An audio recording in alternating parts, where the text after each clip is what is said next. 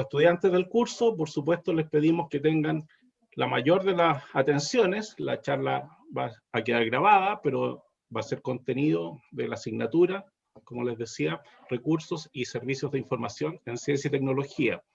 Esta va a ser la primera de 2 charlas y hoy Bárbara se va a referir en general a las revistas académicas, a la geopolítica del conocimiento, a las estrategias comerciales de las grandes editoriales y a la ciencia abierta, también a las revistas académicas en el marco de la ciencia abierta, Plan S, Big Deals, revistas académicas en Latinoamérica, etapas de crecimiento e internacionalización. El día jueves 1 de julio vamos en este mismo horario a tener la segunda de las charlas de Bárbara. Así que Bárbara, te agradecemos tu participación y quedamos muy atentos a tus palabras. Un saludo a todos los colegas también del extranjero que se están conectando. Veo por ahí a don Eduardo Giordanino, gran amigo ahí de la Universidad de Buenos Aires, y a todos los que no estoy viendo en este minuto, pero que están en la sesión. Bienvenidos todos. Adelante, Bárbara, gracias. Guillermo, Cheri, a la UTEM, muchas gracias por la invitación. Quería agradecer, la invitación, decirles que estoy súper honrada de poder estar en este lugar, especialmente en un principio que lo habíamos conversado como parte de una clase y luego ahora se extendió a vinculación con el medio, pero siempre yo como emocionada de poder ser parte claramente no presencial, pero ser parte de los cursos de bibliotecología, sobre todo porque creo que soy una bibliotecóloga como, no sé si decir frustrada, pero como que admiro mucho la labor de los bibliotecólogos y bibliotecólogas, y sobre todo todas las oportunidades que tienen como profesionales de poder aportar a lo que es la comunicación académica y científica, sobre todo en un contexto digital. Entonces, de eso quería hablar un poco, de todos los temas que nombró Guillermo. Hice como un mix, hay algunas cosas que vamos a dejar para la próxima semana, otras cosas que vamos a ver ahora, sobre todo por el contexto de esta semana en que la ANID, que es la Agencia Nacional de Investigación y Desarrollo, lanzó un concurso, de lo que voy a hablar al final de la presentación, y eso como que estableció otras prioridades. Creo que sería relevante poder hablar acá, y sobre todo como para ponerlo ponerlo en relevancia y poder hablar de eso y estar como en el mismo momento que está pasando, ¿no es cierto? Como muy actualizado. Entonces, para empezar, dar cuenta del título de la presentación, que es Revistas Académicas y Comunicación Científica y desde una perspectiva crítica. Y ahí están algunas de las credenciales también que dio Guillermo. Ahora estoy trabajando en el CSIC de la Universidad de Chile, y también asesorando a una revista de la Universidad Católica. Si puede ser la siguiente, por favor. Gracias, Cheri.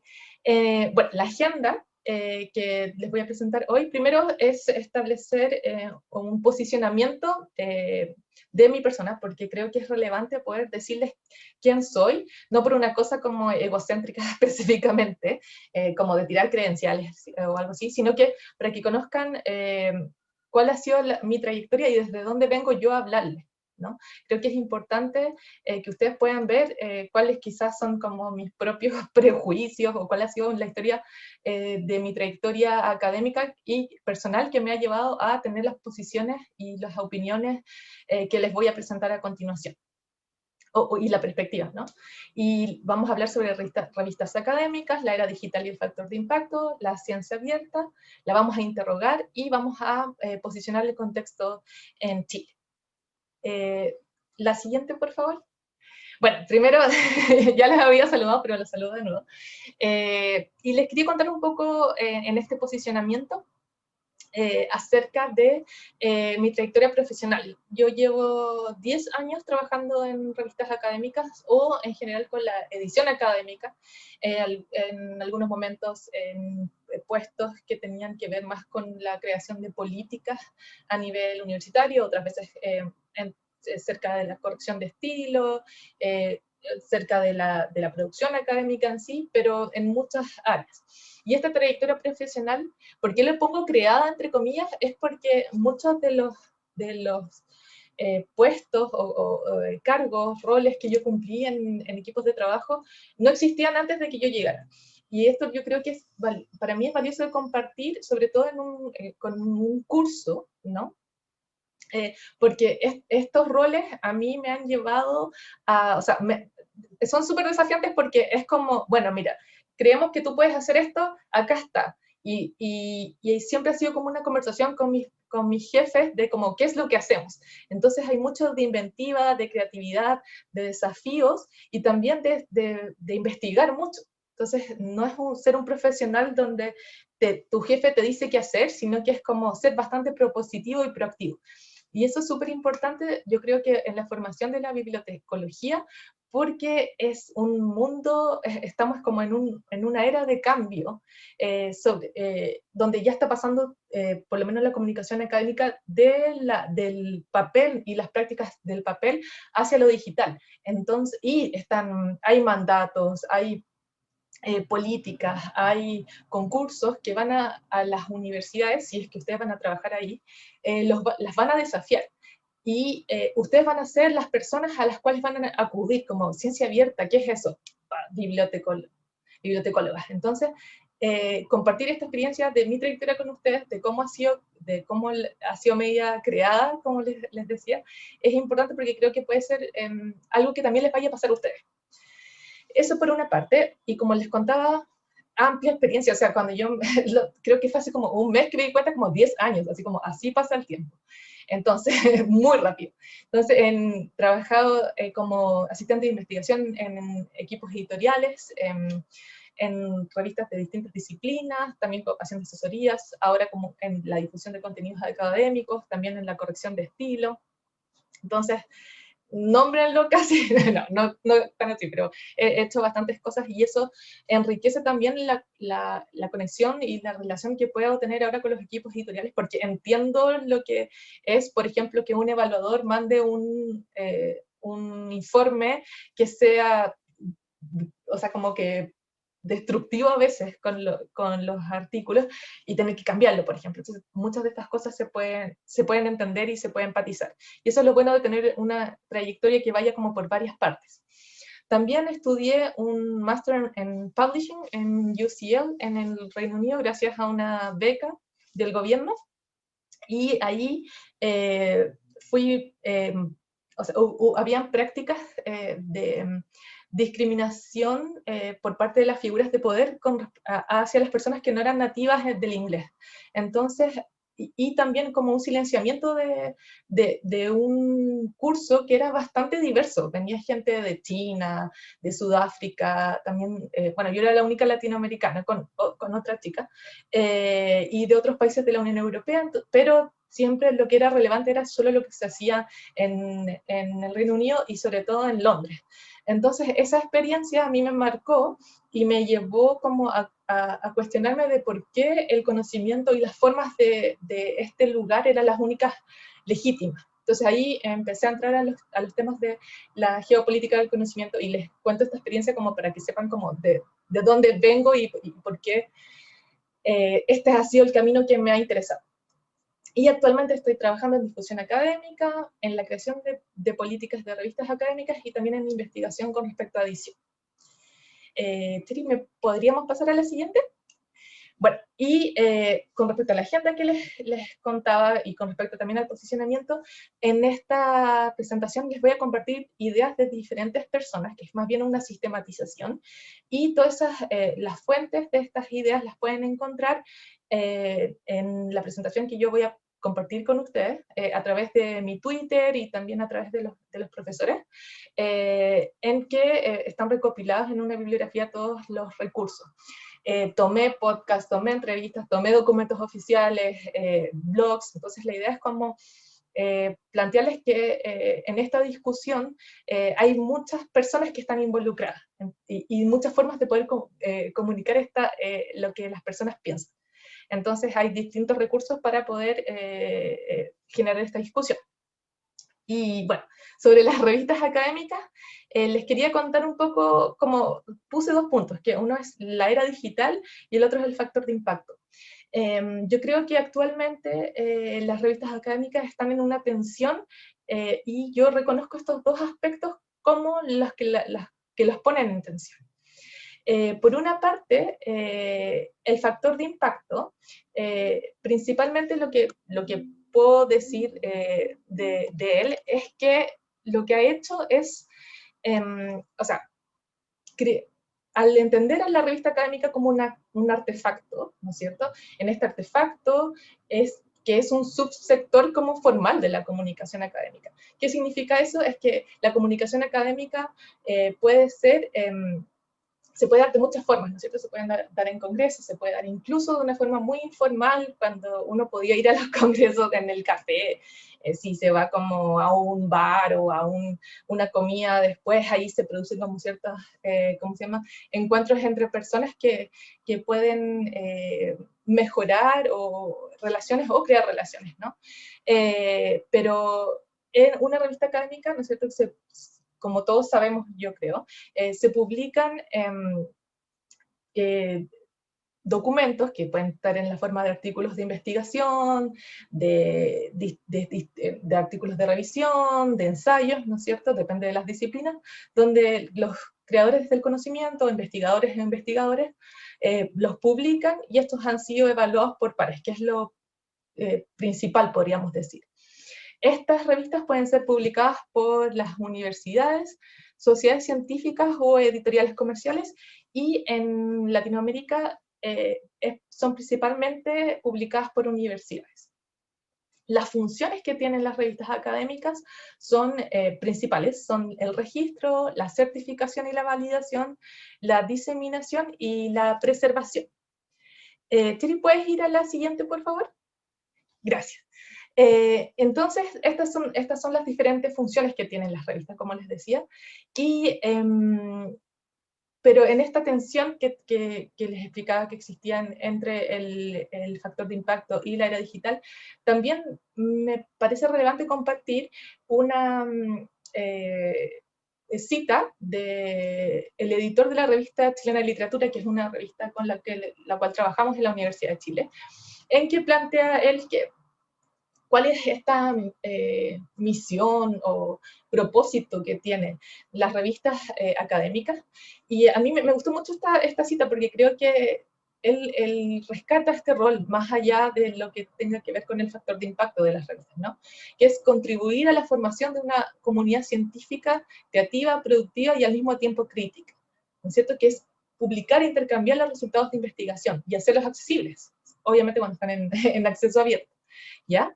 Entonces, como recordar eso frente a esta idea, ¿puedes ir a la siguiente, por favor?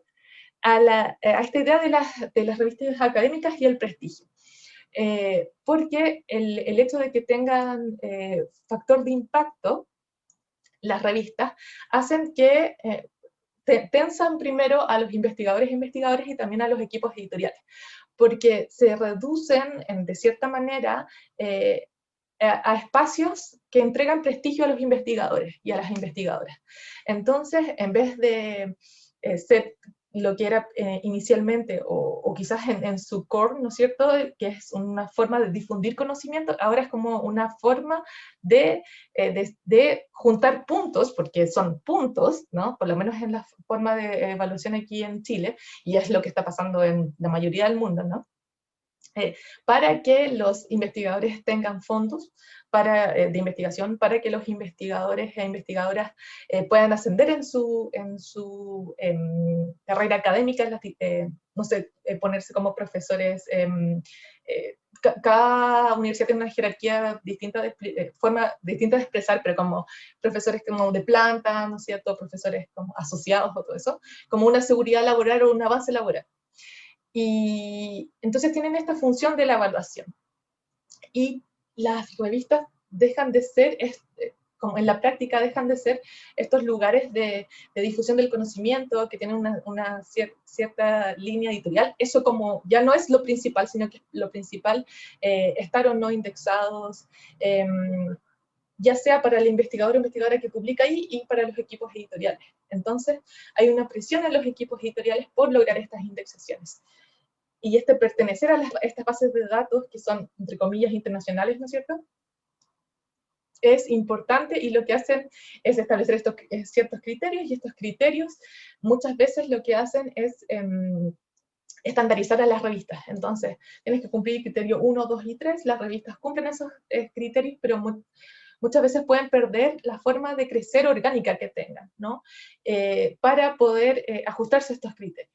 Entonces, la revista se tensa y como artefacto deja, creo yo, en algunas ocasiones de ser lo que es por esta función de evaluación que tiene.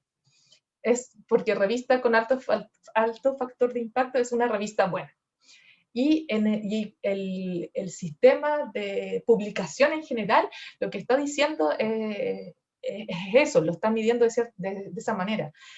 Quienes están en la parte administrativa de la investigación, las direcciones de investigación, las vicerrectorías de investigación, son estos puntos que te dan las revistas académicas, son razones o no de contratar a investigadores, son razones o no de ganarte una beca, de ganarte fondos, como les decía. Entonces, son todos los actores que están como irrigados, ¿no es cierto? Les llega como este entendimiento de lo que son las revistas.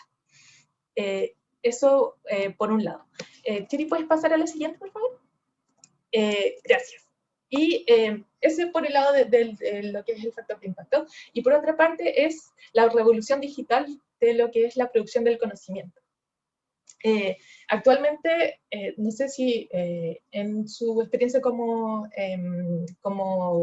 estudiantes, a quienes no son estudiantes están presentes hoy día, han escuchado como los conceptos de preprint, ahead of print, rapid publication, open peer review, APCs, datos abiertos, revistas híbridas. Como que es difícil mantenerse al día porque está todo esto cambiando tan rápidamente que como editor, como asesor, como investigador, es difícil, y como bibliotecario también, bibliotecaria, es difícil decir como, ¿qué es lo que viene ahora? Como que todo está cambiando muy rápido, y esto cambia rápido porque están las infraestructuras y está la tecnología para poder hacer que este escenario avance.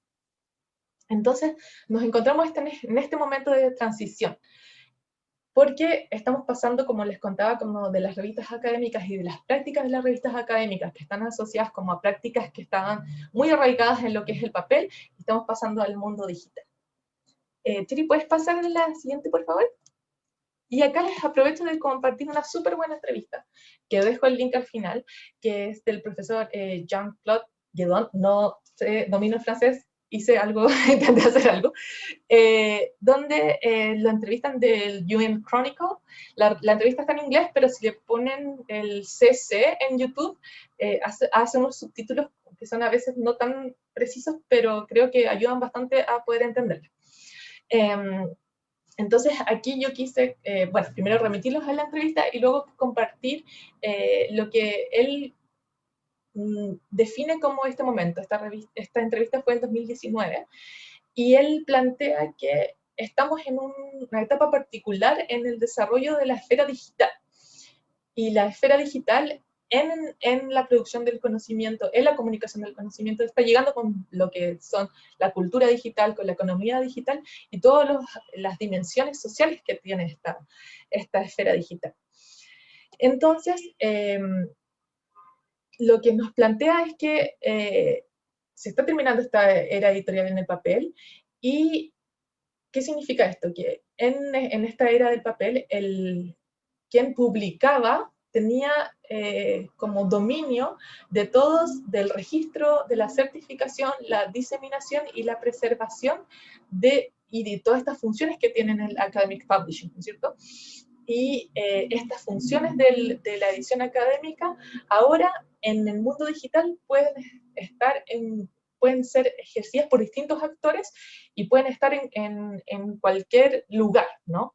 Como por ejemplo, si el registro, yo puedo tener un repositorio universitario o un repositorio personal y puedo registrar. En lo que es diseminación, yo puedo, por ejemplo, tener una red social académica y diseminar mi artículo. O a través de Twitter, por ejemplo, como, oye, acá les cuento que publiqué en LinkedIn, entonces ya, Chiri, la siguiente, por favor, ya pasamos de una visión como monolítica de lo que es la publicación académica, donde era la revista la que hacía todo esto.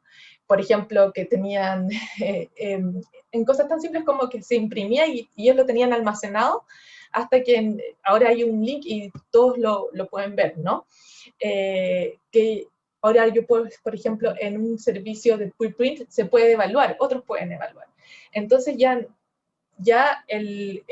la revista o la editorial no tiene como todo este poder, o como no está como sobre todos estos procesos, sino que estos procesos están como pueden estar desperdigados en distintas partes.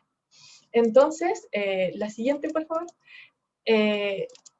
Acá podemos ver una figura de un artículo súper que yo les recomiendo 100%, que plantea, bueno, el capítulo, ¿cómo se llama? Es un proceeding, de hecho, fue una presentación en un congreso, que planteaba acerca de cómo Elsevier está en cada uno de las partes del ciclo de investigación, está comprando pequeñas startups que están volviendo digital cada uno de estos procesos. Pero yo rescato esta imagen porque podemos como desmembrar cada uno de la forma tradicional y no tradicional de la parte de lo que es edición académica. Perdón. Entonces, ya no es algo monolítico, sino que es una actividad que está compuesta por diferentes actores, por diferentes tecnologías también, que puede ser reorganizada en diferentes actividades, en diferentes actores. Y acá en esta imagen podemos ver cuáles son cada uno de estos y cuál es el rol tradicional de los editores académicos y cuáles son las partes de lo que es evaluación y también la misma investigación. Les recomiendo totalmente ese artículo porque creo que es algo que es una postura crítica y una postura que, bueno, ya, y qué está pasando y cuál es la reacción de las revistas comerciales a todo lo que es el proceso de la ciencia abierta. Chiri, ¿podrías poner el siguiente, por favor? Entonces aquí, frente a este escenario de tecnologías y de decir como, bueno, hay diferentes actores que están cumpliendo estas funciones, que antes era como el publisher el que lo hacía, en este escenario tecnológico y en esta presión que tienen las revistas académicas de ser como un proxy de calidad, hay algunas posturas que son más críticas, o que no me gusta llamarlas radicales, pero quizás se hacen otros cuestionamientos, ¿no es cierto? Y en estas formas de cuestionamiento hay posturas que dicen como las revistas ya no deberían existir. O sea, si es que son las revistas las que tienen como estén asociados al factor de impacto, y este factor de impacto está determinando las carreras de cierta manera, de que si publico en un lugar y me citan, ya tengo o no mi carrera asegurada, podemos los journals y las revistas académicas deberían dejar de existir, porque la biblioteca, como dice ahí, y las tecnologías actuales ya podrían cumplir estas funciones. Entonces, como, bueno, ¿por qué no eliminamos lo que son las revistas académicas? Y eso ahí, como más allá de que de quedarse sin pega o no, de quedarse sin trabajo o no, como cuestionarse cómo las revistas académicas han permitido que estos sistemas neoliberales de evaluación sigan funcionando, y quizás sí sea una buena idea que las revistas académicas se acaben y que hayan nuevas formas de comunicar el conocimiento, ya que la tecnología existe. Entonces, como que les dejo esa pregunta también, que puede ser interesante. Entonces, ahora vamos a pasar, y les dejo esa pregunta, y como para ver también ahora cómo la ciencia abierta aporta a esta discusión de las revistas académicas, también cómo las cambia o no. La siguiente, por favor. Acá les quería mostrar algo que Chiri me sugirió, también como una súper buena sugerencia, gracias, de poder mostrar de la ciencia abierta específicamente. Este clásico figura, no sé cómo llamarla, donde se muestran como todos los alcances que tiene la ciencia abierta. No sé si ustedes han estado familiarizados con el concepto. Es un concepto que deriva del acceso abierto, porque el acceso abierto fue el primer, como, no sé, podríamos decir, como lo que llevó, lo que guió este proceso de la apertura, ¿ya? Estamos hablando igual del norte global, porque en Latinoamérica, por lo menos lamentablemente no estoy tan familiarizada con lo que sucede en África, pero el acceso abierto siempre ha sido como una constante, no ha sido algo que haya tenido que abrir cosas, al contrario, quizás. Podría ser que sea en algunos casos la forma opuesta, ¿no? Pero acá es como se muestra en esta figura cuáles son los elementos que se están abriendo, ¿no? Entonces, el acceso a las publicaciones, los datos, ¿no es cierto? Hablar de reproductibilidad, hablar de la evaluación, de las políticas y también de las distintas herramientas. ¿Podríamos pasar a la siguiente? Entonces, acá les quería hablar respecto a que hace poco, de hecho en mayo,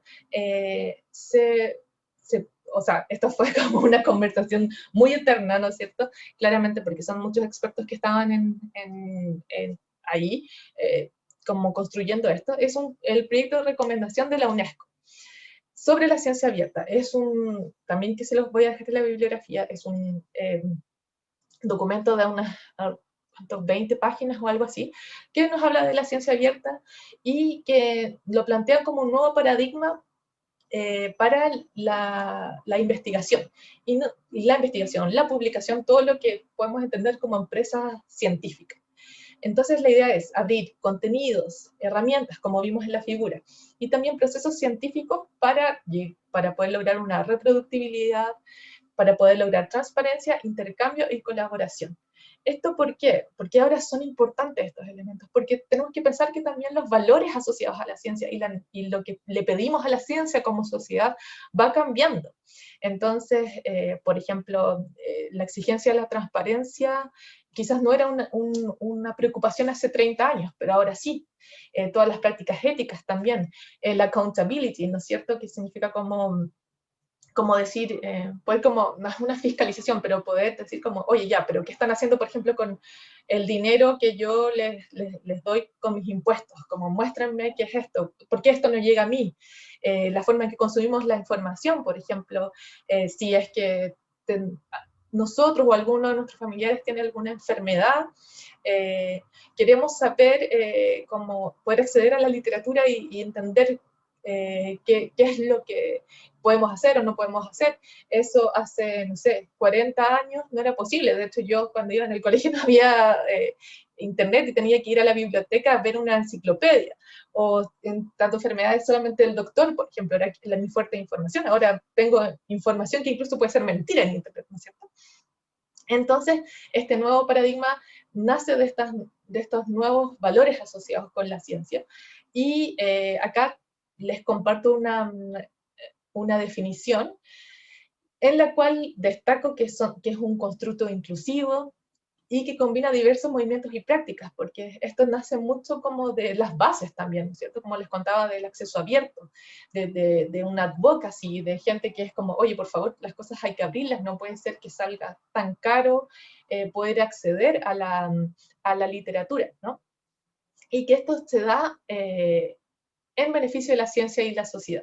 Entonces, estas son lo que la UNESCO considera valores y conceptos asociados a la ciencia abierta. Chiri, ¿podemos ir a la siguiente, por favor? Y acá comparto los pilares clave, todo claramente asociado al acceso, ¿no? Acceso abierto al conocimiento científico, a la creación de infraestructuras de la ciencia abierta, donde bibliotecólogos y bibliotecólogas son claves en la generación de la tecnología asociada a eso, poder generar comunicación científica abierta, participar con los agentes sociales y generar un diálogo también con otros sistemas de conocimiento. Esos son pilares claves de lo que podemos entender como ciencia abierta.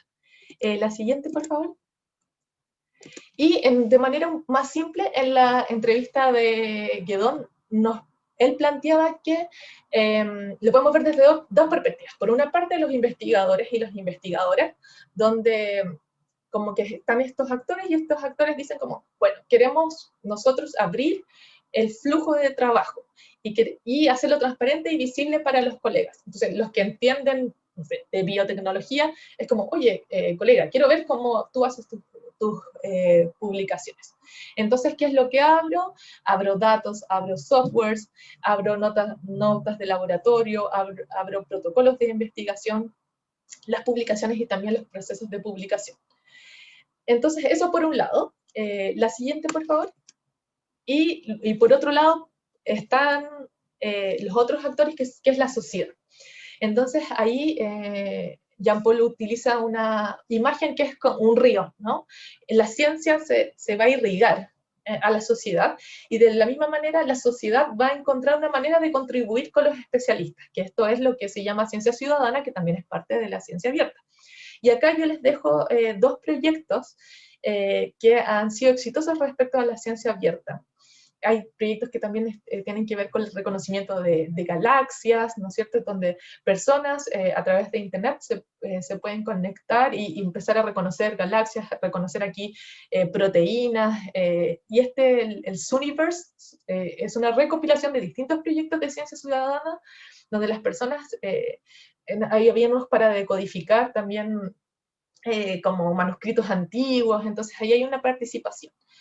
Por una parte, esto es la intención de dejar de entender la ciencia como algo tan elitista, ¿no es cierto? Como solo los investigadores y investigadores que están como en esta torre de marfil, que creo que les llaman, ¿no? Encerrados ellos mismos en hacer la ciencia que hablan entre ellos. Al abrir estos procesos, al discutir con la ciudadanía, al integrar la ciudadanía en la producción de la ciencia, esto puede tener estas implicancias políticas también que destaco ahí, donde las personas pueden como entender y ver a la ciencia de tener como como no entender, por ejemplo, los resultados científicos, por ejemplo, personas que creen que cuestionan la eficacia de las vacunas, o personas que creen que la Tierra es plana, ¿no es cierto? Entonces, si es que yo acerco y abro los procesos científicos a la ciudadanía va a entender cómo funciona la ciencia. Entonces, si se quiere cuestionar la ciencia, se van a tener como ciertos mecanismos que sean legítimos para poder hacerlo, ¿ya? ¿Podemos ver la siguiente, por favor? Pero, si bien ya les di a conocer lo que es la ciencia abierta, creo que también es interesante poder interrogar estas ideas, estos principios que están detrás de la ciencia abierta. ¿Por qué? Porque queremos salir o sea, es necesario, en general creo yo, salir de las narrativas simplistas.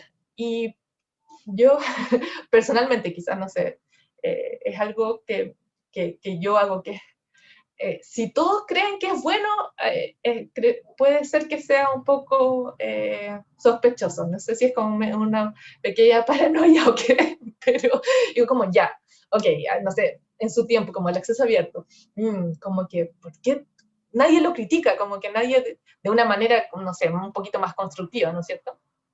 Entonces, ¿para qué hacernos las preguntas? Nos hacemos las preguntas para salir de una narrativa simplista, donde abierto bueno y cerrado malo nunca las cosas son tan blanco y negro, ¿no es cierto? Siempre hay grises. Y esos grises, podemos llegar a discutir esos grises a través de hacernos preguntas. Sobre todo porque la ciencia abierta tiende a estar enfocada en aspectos técnicos y en estándares que están basados en una forma de producir conocimiento muy arraigado en lo que es producir conocimiento de forma occidental, por ejemplo, como cierto tipo de conocimiento. Entonces, es bueno hacerse preguntas como, por ejemplo, ¿quién tiene el poder? ¿Quién decide cuáles son los criterios para la ciencia abierta? ¿Quiénes deciden cómo está conformado este grupo de personas que dice como esto es la ciencia abierta? ¿Hay representación racial? ¿Hay representación, una equidad en género, por ejemplo? También ¿cuál es la forma legítima de conocimiento que se está planteando en la ciencia abierta? ¿Cuáles son las voces que se comunican? ¿Cuáles son las voces que se excluyen? Y en la infraestructura, cómo esta infraestructura está construida y quiénes son las personas que las construyen.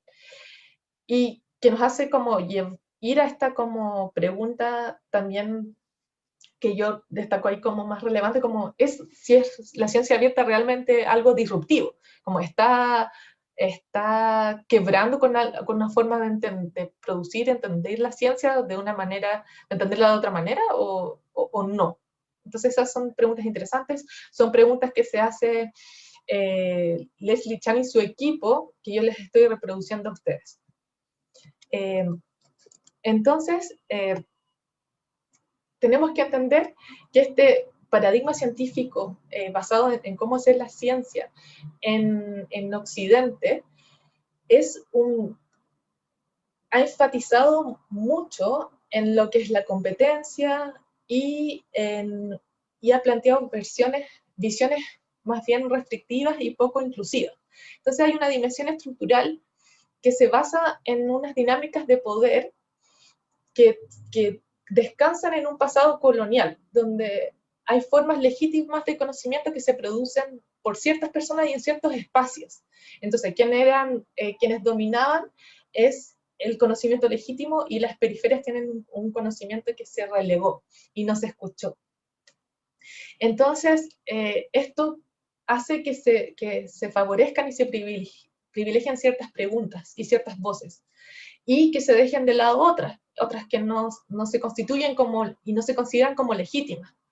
En conceptos de Boaventura de Sousa Santos, esto es llamado epistemicidio. En otros conceptos, en otras formas de pensarlo, como injusticia epistémica. Entonces, ¿por qué es más válido el conocimiento que se produce en Estados Unidos o en Europa occidental versus un conocimiento producido en Asia, en Latinoamérica, en África?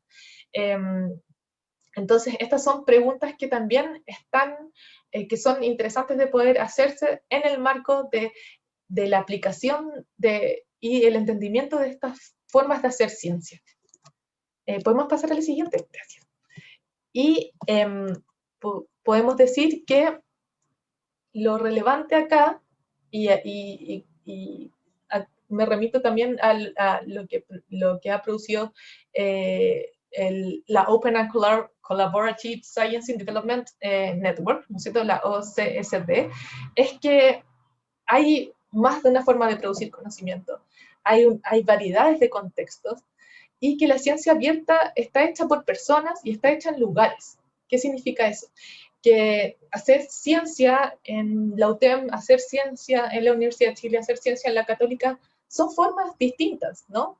Quizás hay políticas, hay distintas personas, hay distintos recursos, entonces hay una variedad de contextos que no podemos dejar de lado. La ciencia no se produce como en el aire, ¿cierto? Está producida por personas y en espacios, y estas personas son diversas y enfrentan y negocian barreras, desafíos y oportunidades, ¿no es cierto? Y por lo tanto no podemos tener como una ciencia abierta que exista como con sus principios, ideales en el aire, sino que hay que contextualizarla. Y acá me remito en la siguiente lámina a es un no quiero decir un fotograma porque no es una película, pero de la entrevista de Leslie, donde él presentaba la contextualización, la importancia de la contextualización, perdonen, de lo abierto, ¿ya? Porque esto no, como yo les decía, está hecho por personas, está hecho en distintos lugares, está hecho con distintos recursos, entonces es importante interrogarnos desde ahí, hacernos las preguntas necesarias para decir cómo vamos a crear infraestructuras que sean justas, vamos a escuchar los conocimientos de todos, vamos a crear una gobernanza que sea adaptado a la realidad de quienes están produciendo el conocimiento. ¿Podemos ir a la siguiente? Y luego de hacernos todas estas preguntas, me gustaría poder, como ya para terminar, hablar respecto a esto que fue por lo cual hice algunos cambios también en lo que quería presentar. Es como, ¿qué pasa en Chile? ¿Quién está hablando de ciencia abierta en Chile? Y cómo la política pública está como abordando esto, ¿no? Acceso abierto en Chile y en Latinoamérica es una constante, como les había dicho. Es el entendimiento de la universidad como un agente que se debe a la sociedad. Entonces, si creo conocimiento de la universidad, claramente lo voy a, ¿cómo se llama?, expandir. No sé, por ejemplo, el hecho de que las revistas sean en acceso abierto y que tengan un modelo que sean también que no haya que pagar por publicar, el hecho de que las tesis estén en un repositorio disponible para todos. Por lo menos en la Universidad de Chile no estoy tan familiarizada, ustedes me pueden ayudar, si es que hay otras universidades que también tienen abiertas sus tesis. Entonces, es el entendimiento de eso desde las prácticas de la universidad, y las universidades han entendido el acceso abierto de esa manera.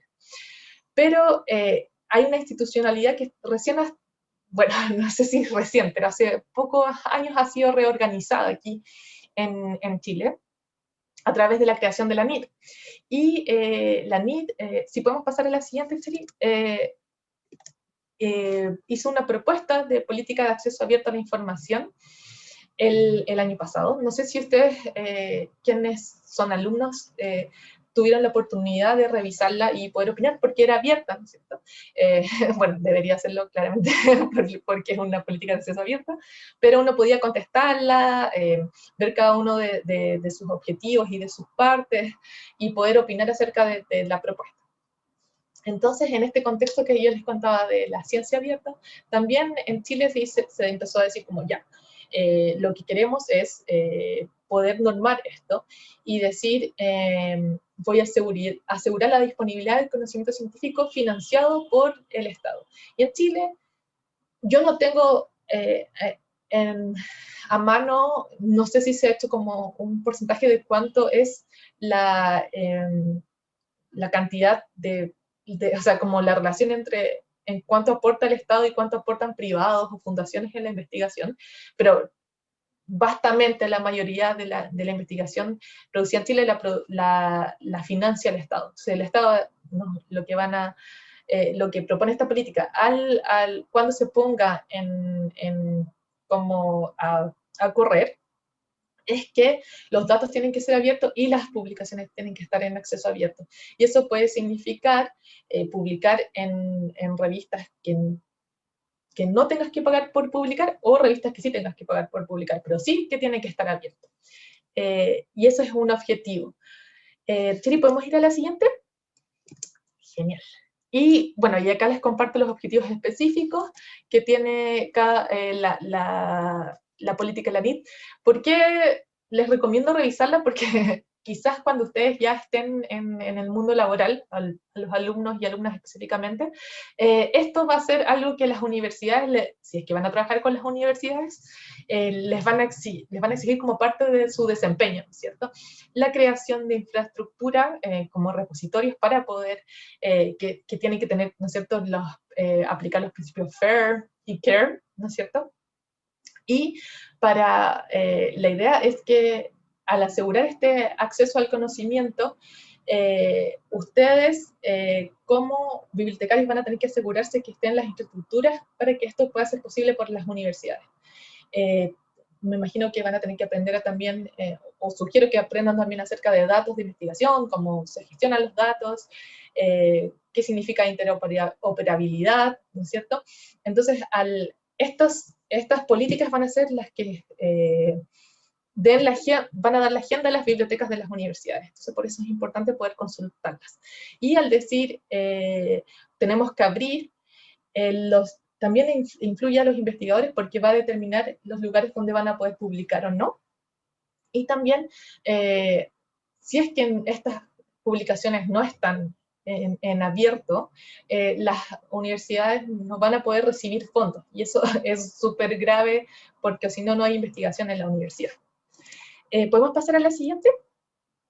Y esto fue lo que pasó el lunes, que se abre este concurso Inés, no sé por qué le digo Inés, perdón, de ciencia abierta, y en este concurso tiene como propósito, si podemos ir a la siguiente, contribuir a instalar capacidades institucionales para generar conocimiento para gestionar, el conocimiento generado, de acuerdo a las políticas de acceso abierto a la NIT y estándares internacionales. Entonces la idea es poder crear institucionalidad en la universidad, o sea, no lo dicen en la forma de crear una oficina de acceso abierto o de ciencia abierta, pero es la forma en que existe y se da en otros países.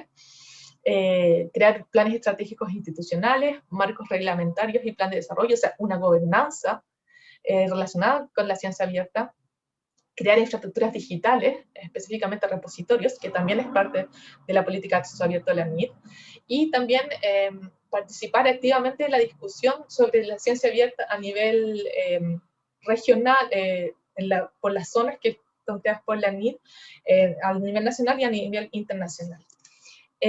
La siguiente, por favor. Y esto, ¿qué nos plantea y qué plantea específicamente para el rol de las bibliotecas, ¿no es cierto? Primero,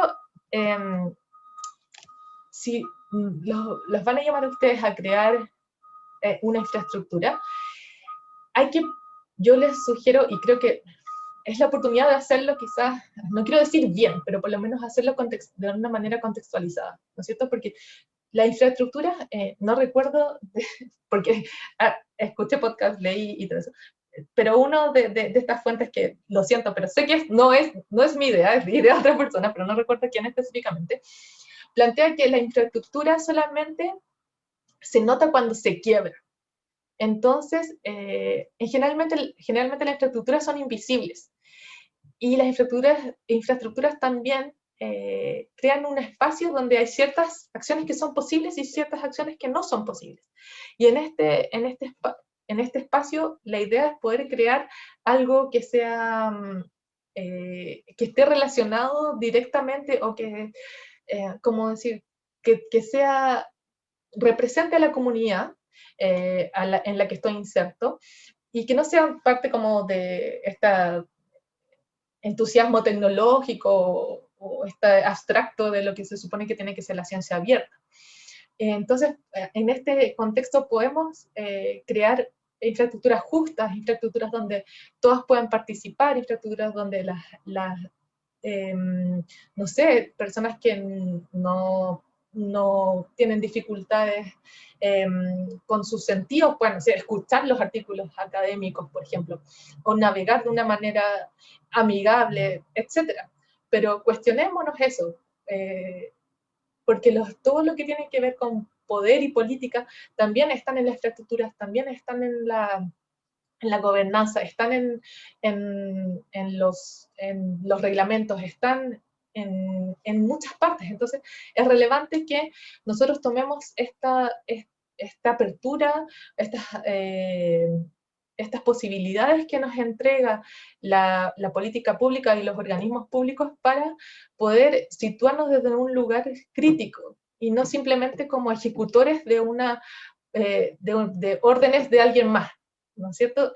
Sino que posicionarse como bibliotecarios y bibliotecarias que sean capaces de responder, de proponer, de ser críticos. Entonces, yo los llamo como, a revisar los debates que se han producido alrededor de la ciencia abierta, las experiencias que han tenido otros países, las experiencias que han tenido otras universidades, porque esto va a ser lo que a ustedes los va a convocar el trabajo del día a día, y la idea es que ustedes como profesionales tengan un rol activo y asesor, no simplemente ejecutor. Y porque se necesitan esas voces que entiendan la infraestructura, no simplemente cómo hacerla, sino qué significa la infraestructura en general.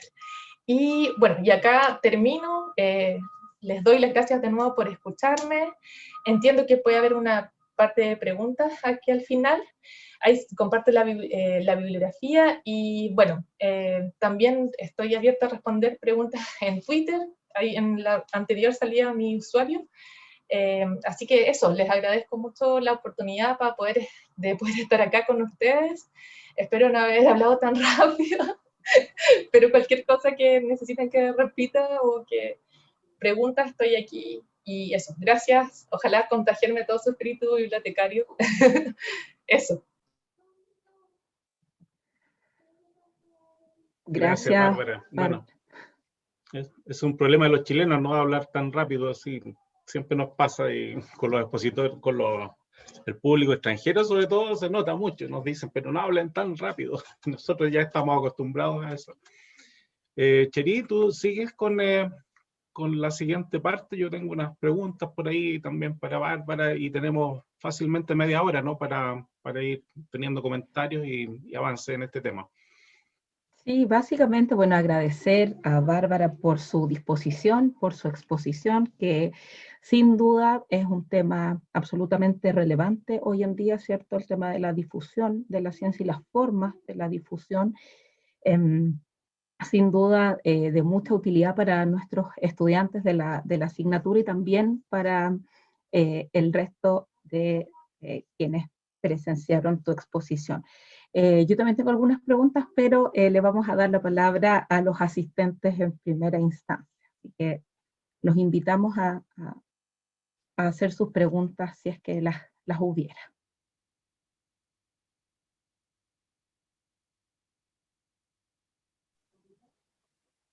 Y mientras tanto les pedimos que se inscriban ahí en el chat y también evalúen la actividad. Eso nos sirve, esa retroalimentación, para ir mejorando también y justificar. Todo va quedando registrado en plataformas hoy día.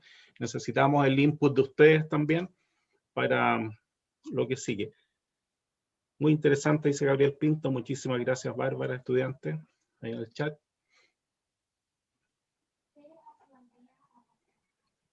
Mientras aparecen preguntas, podemos hacer algunas si quieren. Eso, podrías partir, Guillermo, tú con tus consultas. Sí, te iba a preguntar, Bárbara, tú tienes mucha experiencia concreta y directa con publicación académica, y estás en este mundo ya también de la ciencia abierta. Es importante saber que esto va a aterrizar en algún momento. O sea, cuando uno quiere construir una casa, ¿cierto? Se imagina la casa primero, hace los planos y después viene la materialidad de la construcción misma de la casa. Acá estamos hablando también desde un punto de vista todavía muy teórico, pero sabemos que hacia allá va este tema, y que los estudiantes que son profesionales en formación, ¿cierto? En algún momento van a tener un espacio y oportunidades dentro de esta infraestructura. Tú los llamas a ser además muy activos en esto, y no solo ser ejecutores, sino que a ser protagonistas en lo que viene en términos de la ciencia abierta. Te quería preguntar dos cosas. Una, ¿qué pasa con esa declaración que está en borrador de UNESCO? Lo que dices tú está me imagino yo, en desarrollo. Si nos puedes contar algo más sobre eso. Y lo otro es saber cómo defines tú infraestructura en ciencia abierta. Si directamente, según tu experiencia, ¿a qué llamaríamos infraestructura, así en forma global? Ya. Bueno, gracias por la pregunta. La declaración de UNESCO, la verdad es que yo me topo con este documento bueno, claramente, primero en Twitter, porque sigo gente que lo escribió, y entiendo que, claro, que es una propuesta que probablemente, o sea, que está hecha por expertos. No sé en qué forma va a tomar, como qué pasos son los siguientes. solo me imagino que tiene que, o sea, más que me imagino, creo que es algo bastante valioso que un poco reúne y es respaldado por esta gran institución de lo que se entiende por ciencia abierta, porque se ha dado de manera un poco, no sé cómo decirlo, como por bastantes lados, entonces esto como que reúne algo.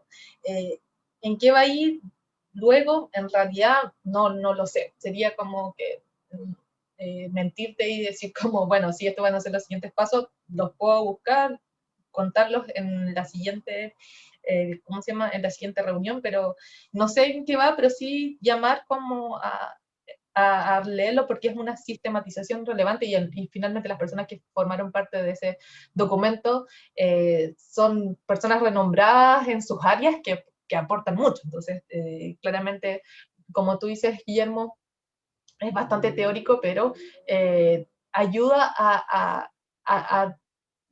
a ver qué pasos son los siguientes que hay que dar, sobre todo con esto que les presentaba de por lo menos en Chile, de lo que es esta convocatoria de proyectos. Eso por una parte. Y bueno, infraestructura, yo lo entiendo como primero por una parte, algo técnico. Yo personalmente, como en esto que les contaba, como de querer ser bibliotecario, o sea, bibliotecaria en mi caso, no domino en la parte técnica de cómo crear quizás lo que tiene que ver con lo digital, ¿no? Pero la infraestructura yo la entiendo como eso, como un espacio, y ahora son digitales, que te permite hacer o no hacer cosas y que te dice cómo son los procesos. Entonces, por ejemplo, si son infraestructuras abiertas, yo puedo dictaminar y puedo, a ver cómo explicarlo. Quizás yo me tengo que ordenar un poco. Lo que me permite es, al hacerlo abierto, es poder situarlo, que yo creo que eso es relevante, porque, por ejemplo, en este espacio que te permite decir digitalmente qué puedo hacer o no puedo hacer, y yo como que me remito siempre al OJS, que es el de las revistas académicas, porque es el del que estoy más cercana, ¿no? Entonces, por ejemplo, yo puedo poner el ORCID o no poner el ORCID, y eso va a hacer que mi investigador, cuando una persona lo quiera buscar, lo pueda buscar más fácil. Entonces es una infraestructura que me permite hacer ciertas cosas y me permite no hacer ciertas cosas. Y estas infraestructuras existen ahora en lo digital. Existen también en lo físico, en la vida real, ¿no es cierto? Una biblioteca es una infraestructura que acerca el conocimiento a las personas, ¿no es cierto? Físicamente, yo voy a una biblioteca y puedo acercarme al conocimiento, pero también, y sobre todo es más prevalente en un contexto de confinamiento, al menos como en el sur global, porque estamos viendo que en otras partes ya del mundo están pudiendo abrir ciertas cosas de nuevo, pero en estas infraestructuras digitales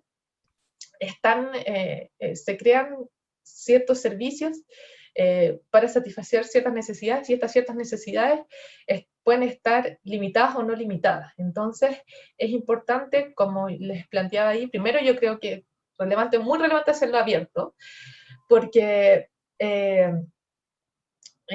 así cada lugar va a poder decir como, bueno, yo tengo ciertas necesidades, entonces voy a poder agregar ciertas cosas o quitar otras, porque esto no me sirve. Y también es relevante decir como quiénes van a construir estas infraestructuras. Pienso, por ejemplo, en los algoritmos de reconocimiento faciales que perjudican a ciertas razas más que otras, por ejemplo. Entonces, ¿quién construyó esos algoritmos? ¿Quiénes construyen, por ejemplo, las infraestructuras? Es importante para determinar su uso y para ver qué tan útiles o qué tan pertinentes son para las comunidades que las utilizan. Entonces, eso es lo que yo entiendo por infraestructura. Y yo entiendo quizás en su expertise de bibliotecarios también saben quizás más que yo, pero por lo menos es lo que yo entiendo. Gracias, no creas, si todos andamos un poco a tientas todavía con estos temas. Por ejemplo, en datos abiertos o datos científicos, yo entendía que un dato era como un texto y me aclararon en CICIP que no, que una imagen es un dato. Hoy día una imagen de un microscopio es un dato. Entonces, como que se nos dan vuelta algunos paradigmas con esto y ahí cabe tu pregunta de qué tan disruptiva es la ciencia abierta al final. ¿Qué va a pasar? Si vamos a tener realmente un cambio, un vuelco total en las prácticas de transmisión del conocimiento científico o no, a través de esta ciencia abierta. Pero algo viene, eso es claro. Chiri, le dejo a usted la palabra. Gracias, Guillermo. Tenemos una pregunta en el chat de Camila. Bárbara dice, ¿qué se puede hacer desde un país como Chile para superar la injusticia epistémica y posicionar la investigación producida en el país a un nivel global, aparte de los esfuerzos que se hacen desde el año? Gracias, Camila, por tu pregunta. Bueno, es una pregunta que yo también me hago, no creas que, que es solo tú. No, mi primera respuesta sería como, nosotros lo hemos intentado primero como a partir de prácticas que sean quizás consecuentes en el sentido de que de utilizar infraestructuras abiertas, creo que es algo muy relevante, para poder tomar la experiencia, o sea, primero, como yo les decía, contextualizar lo que tiene que ver con el mismo espacio, y superar la injusticia epistémica. Esto es un sistema, yo creo que es ser consecuentes, publicar en acceso abierto y ser lo más abierto posible.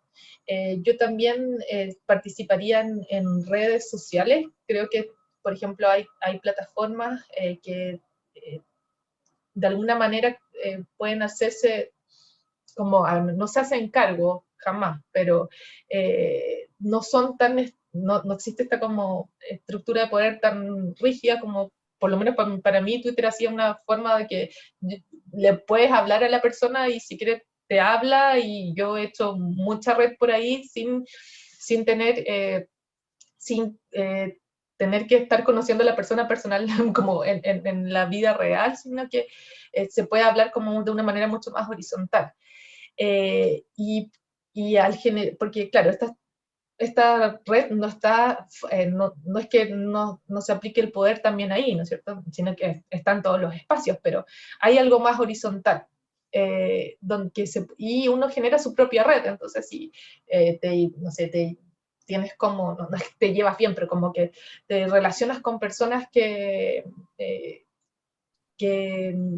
están como quizás en una posición de poder en este sistema global más alto, tú te puedes aproximar de una manera quizás más amistosa, pero hacerse cargo totalmente de revertir esta injusticia epistémica, no lo sé. Yo creo que creer que tu voz vale, creo que también es importante. Denunciar o poner en evidencia, ¿no? Esta cosa como una cosa así, pero como poner en evidencia que hay un sistema desigual, instar a las personas que tienen, por ejemplo, investigadores en grupos de investigación, quienes tienen quizás más prestigio, tienen más libertad también, ¿no es cierto? Entonces, como que si soy el jefe de un laboratorio, este jefe de laboratorio no necesariamente, ya tiene todos los puntos que puede tener, ¿no es cierto? Entonces ya tiene todo el poder que puede tener, y que esta persona publique en otras revistas. Entonces, oye, este súper investigador publicó en una revista que quizás es de estudiantes, o una revista que de un país en Latinoamérica o en África, y va a atraer quizás a público que lo sigue especialmente, porque ahora como yo les planteaba, estas como funciones que tiene la comunicación académica, específicamente las revistas también, o sea que las revistas también tienen, de la diseminación, también están en las personas. Entonces, por ejemplo, si yo soy un investigador o investigadora con mucho poder y publico en una revista que quizás no es del sur global o quizás no es tan conocida, voy a atraer a mi público a esa revista. Eso también podría ser una buena acción, porque ya, no sé, tengo asegurado, por ejemplo, mis fondos. Y cuando les decía también esto de mostrar esta situación, creo que también es un rol de esas personas, y también de concientizar y crear infraestructuras y gobernanza que permita que todas las voces sean escuchadas. Creo que eso también es otra forma de, como, no sé si hacernos cargo totalmente, pero por lo menos como tomar algo de lo que tiene que ver con la injusticia epistémica o el epistemicidio. Eso, gracias Camila, ojalá te haya respondido algo. Bárbara, hay un comentario de Iván Godoy, docente de la UTA, doctorando en la USP Brasil. Dice, en la universidad donde lecciono hay una determinada exigencia de publicar en Web of Science con cuartiles, ¿cierto? Pero mi profesor guía en Sao Paulo me dice que eso aleja a los potenciales lectores o porque se paga o no open access o porque se publica en otro idioma. Estoy en ese dilema. Con respecto a eso mismo, aprovechando el comentario, ¿cierto?, de Iván, quería comentarte que a mí me parece un poco contradictorio todavía lo que está pasando con la NIT, que por una parte están surgiendo estas políticas, ¿cierto?, de ciencia abierta, pero por otro lado todavía están estos requisitos, ¿cierto?, para optar a los fondos donde te piden ciertas publicaciones en revistas de cuartil 1 o con cierto factor de impacto. ¿Cómo va a conversar esta nueva situación, ¿cierto? ¿O va a haber algún cambio en las políticas para los investigadores si estamos pensando en incentivar la publicación en espacios abiertos? Sí, yo estoy totalmente de acuerdo contigo. También veo una contradicción, no, o sea, a ver, quizás más allá que una contradicción, es porque se puede publicar en acceso abierto probablemente si pagas APC, ¿cierto? Article Process Charges, o como pagar por publicar, ¿no? Y, o sea, después Iván, no olvidé tu dilema neoliberal, pero primero voy a ir a esta idea.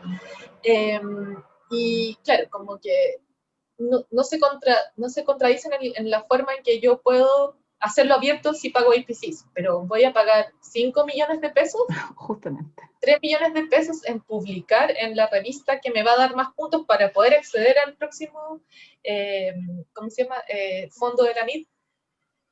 Eso es la tensión. Lamentablemente, o sea, personalmente yo preferiría no publicar en esa revista y contratar y formar a un early career researcher, ¿no es cierto?, como un investigador joven. No, claramente eso no va a cubrir un año, pero por lo menos para mí va a tener más valor ese. Pero claro,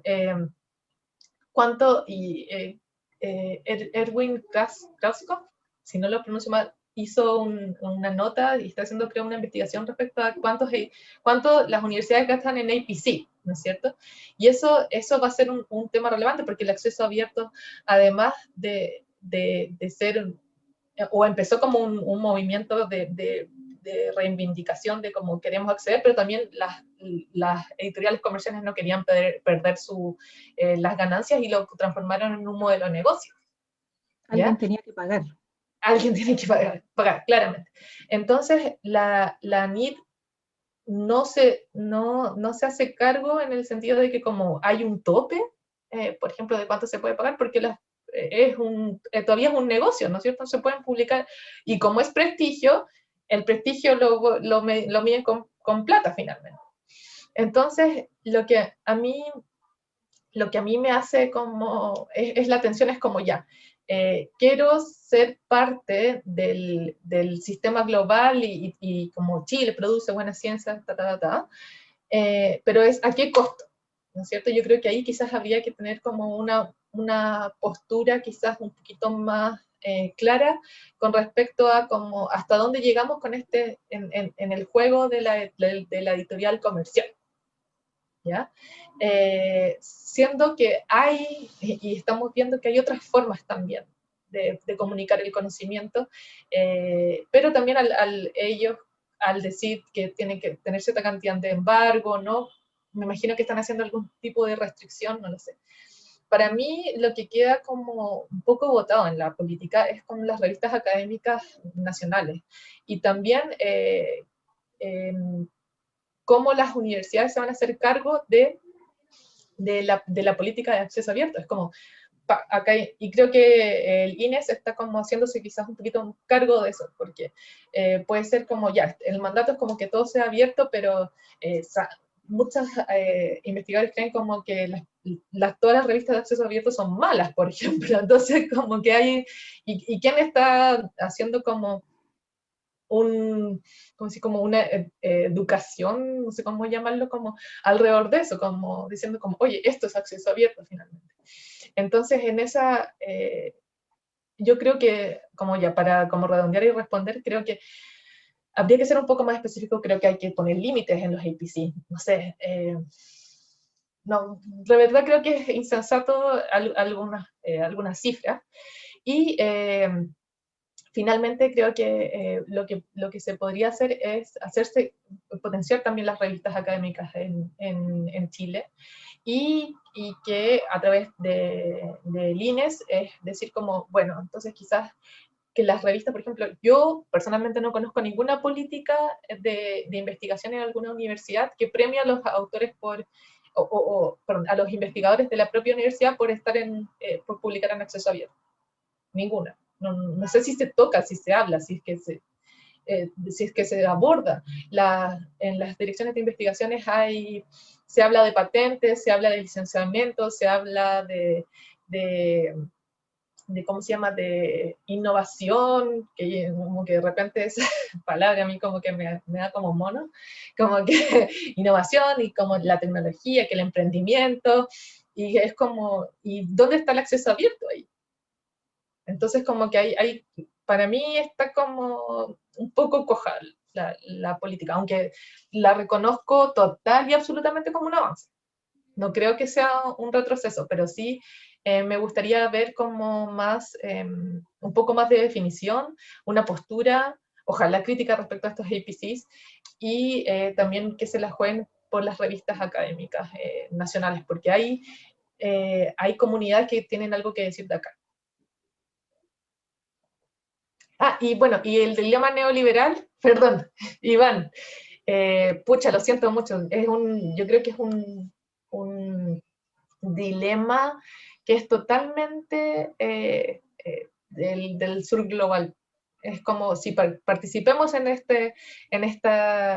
la conversación del mundo, pero ¿a qué costo?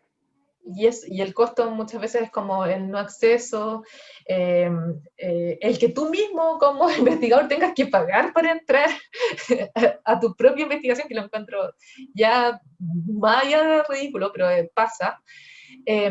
Y ahí y eso es lo que pasa, lo que les planteaba como con esta idea respondiéndole a Camila, de que el investigador jefe del laboratorio es el que tiene más poder. Y lamentablemente el Early Career Researcher o quien está empezando como investigador joven tiene el menor poder. Entonces quizás es ver cómo podemos como cambiar las prácticas de esa persona que está en la mayor jerarquía y que tiene más poder. Porque si eres un investigador joven, te tienes que mover dentro de lo que te dice como tu tutor, ¿no es cierto? No tienes tantas posibilidades, pero sí esta otra persona tiene estas posibilidades.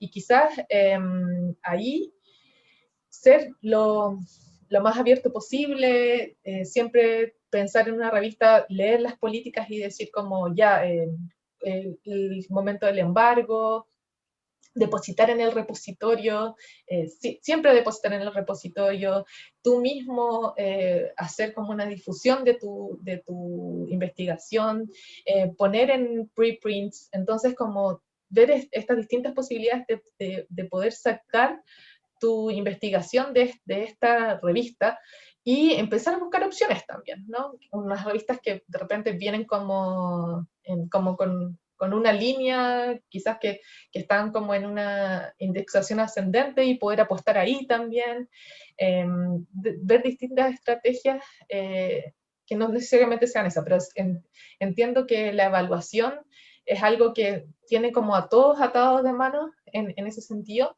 y eso no está bueno, claramente.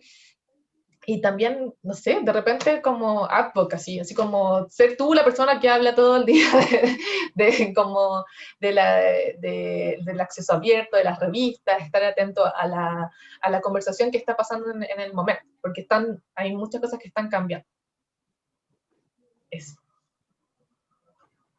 Bárbara, mira, yo quería hacer más que una pregunta, quería comentar a propósito de algo que tú dijiste, em, relacionado con el cuestionamiento de la ciencia abierta, ¿ya? Porque sí, es cierto, o sea, desde el punto de vista romántico del acceso para todos, todos estamos de acuerdo, ¿cierto? Que la información debería estar disponible para todos, pero hay algo de lo que poco se habla, al menos en Chile, en Latinoamérica, y es el tema de las revistas depredadoras, que surgió precisamente con el movimiento de acceso abierto, ¿verdad? Y que realmente hoy es una problemática eh, bastante importante y que muchos investigadores ni siquiera conocen. ¿Ya? Eso es lo más grave, creo yo, porque tal como tú dices que no se habla de la ciencia abierta, menos se habla de estas problemáticas subyacentes a la ciencia abierta, con estas revistas depredadoras, con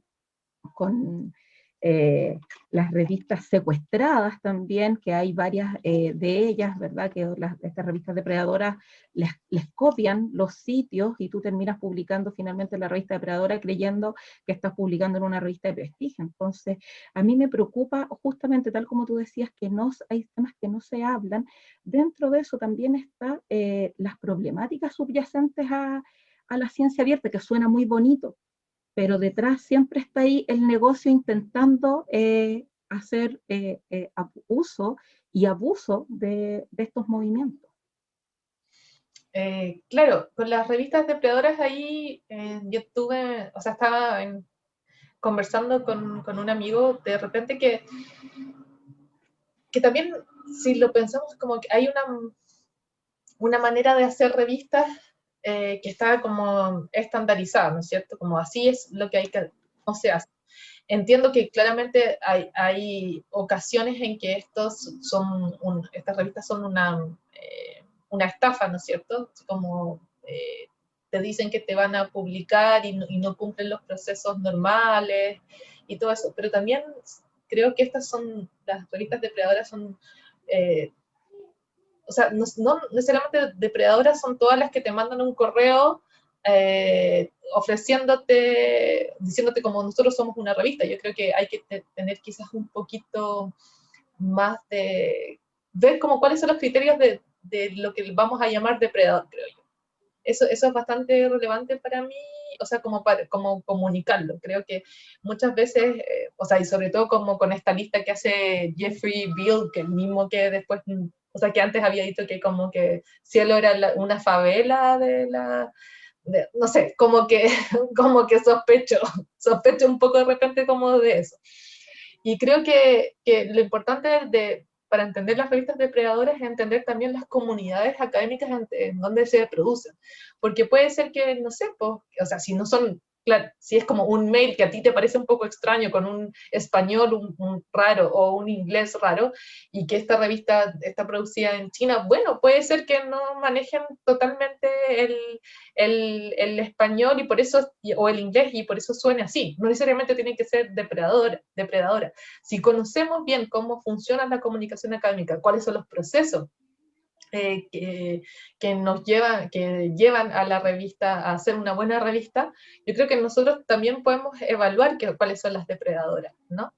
Pero no, por ejemplo, limitarse a que como este mail está raramente escrito.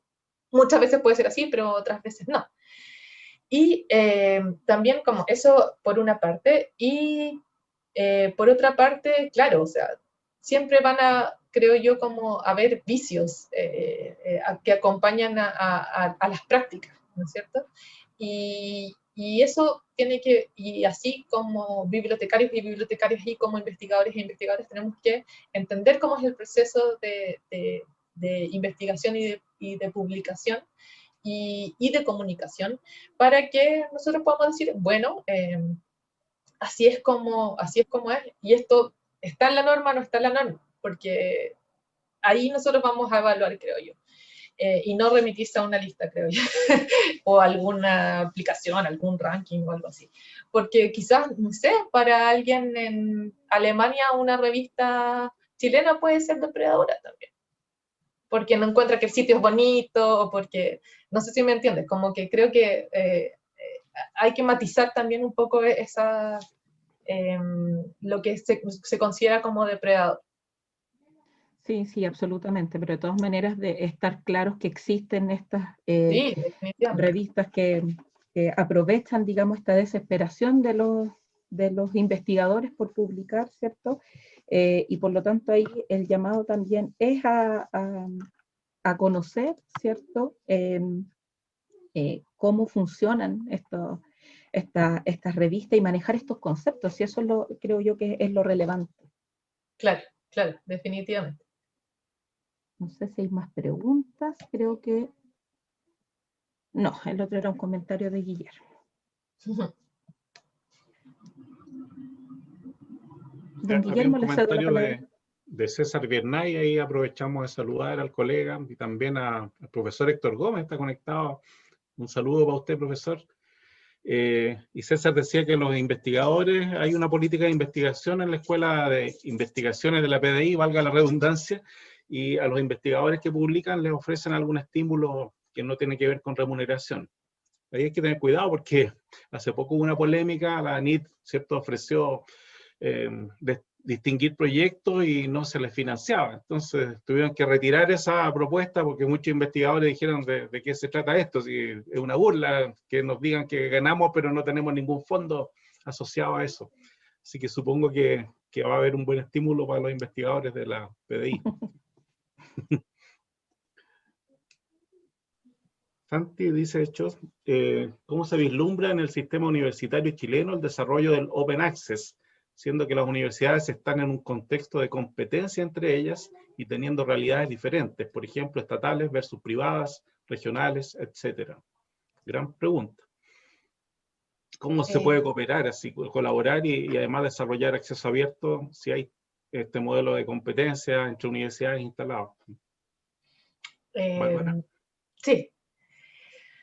A ver, creo, no sé si entiendo también totalmente la pregunta en el sentido como el desarrollo del Open Access, como la ciencia abierta, o porque claro, a ver, la competencia existe porque no hay suficiente dinero para poder financiar a todos, para empezar, ¿no? Como por eso se hacen concursos.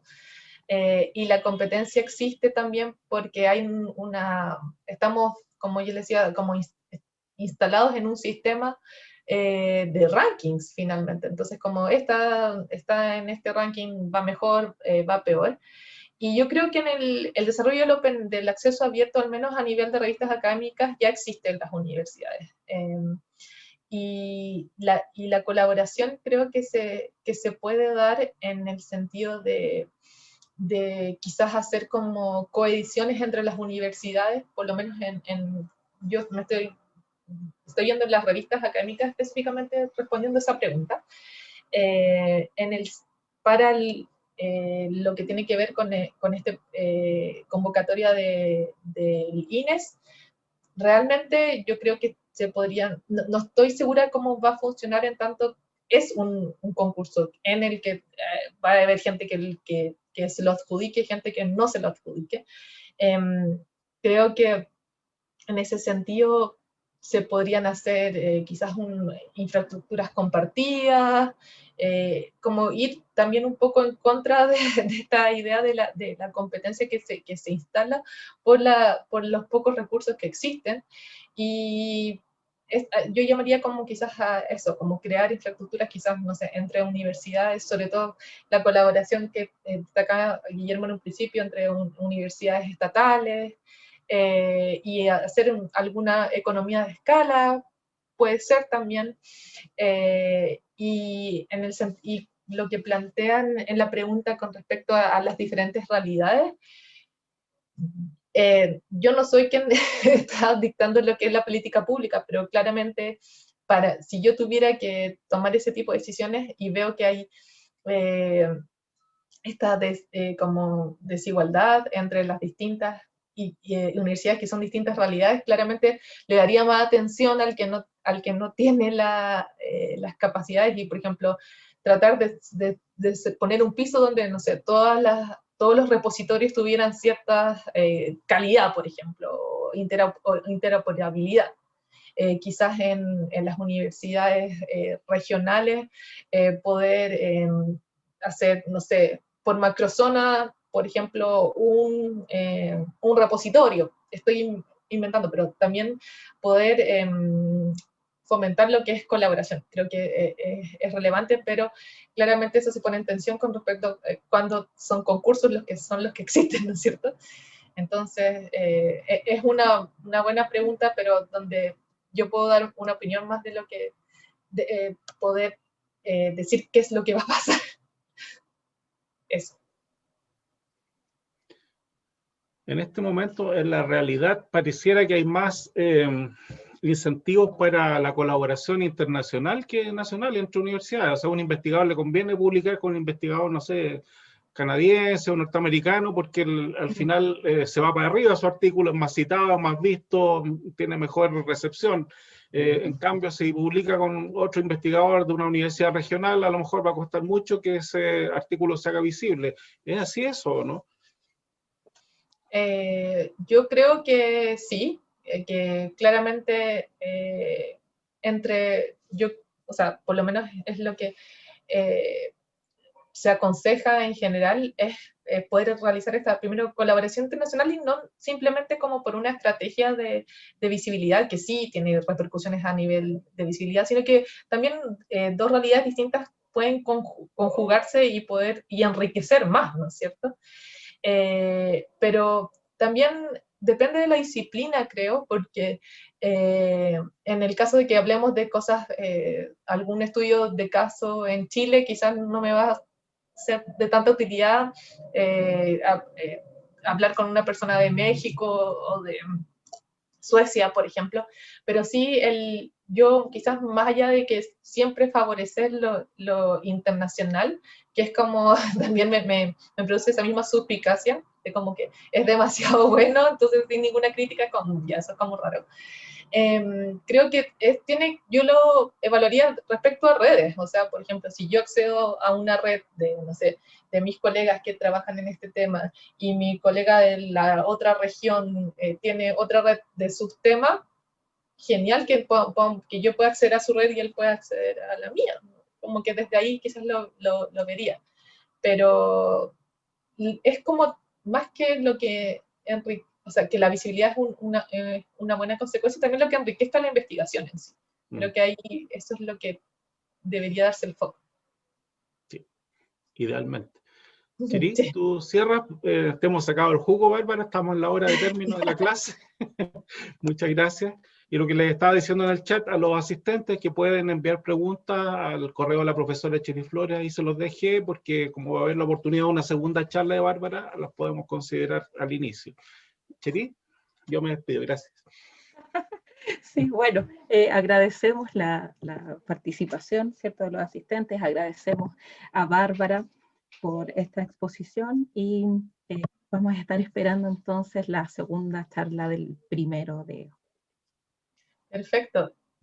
Muchas gracias por la invitación. Bueno, a todos, si me quieren hacer preguntas por Twitter, denle nomás. Y nos vemos entonces el 1. Gracias, Bárbara. Chao, que estén bien.